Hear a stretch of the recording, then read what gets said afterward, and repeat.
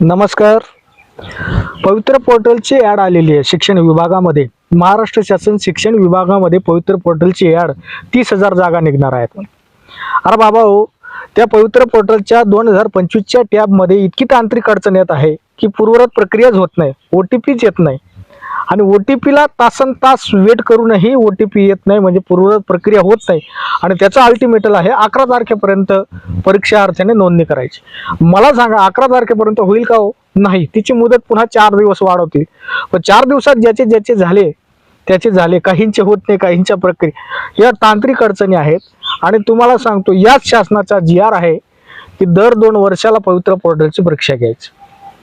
मग आता तुमच्या 25ला परीक्षा घेतलेली, आता 26ला तिची प्रक्रिया सुरू झाली आणि 27ला नवीन परीक्षा. म्हणजे 30,000मध्ये फक्त 5,000 जागा भरतील, याच्या व्यतिरिक्त काही करू शकत नाही. कारण की इतके मंद गतीने प्रक्रिया चालू आहे.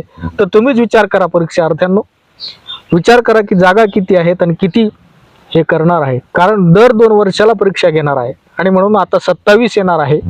म्हणून 27 मध्ये 100% पवित्र पोर्टलची परीक्षा राहील. मग मला सांगा कोणत्या फेजचा आणि कोणत्या काय तांत्रिक बाबी जर दुरुस्त केल्या तर कोणत्याही विद्यार्थ्याचं नुकसान होणार नाही, कोणत्याही परीक्षार्थ्याचं नुकसान होणार नाही. म्हणून शासनाने ही गंभीर बाब लक्षात घेतली पाहिजे, एवढंच मला सांगायचं आहे.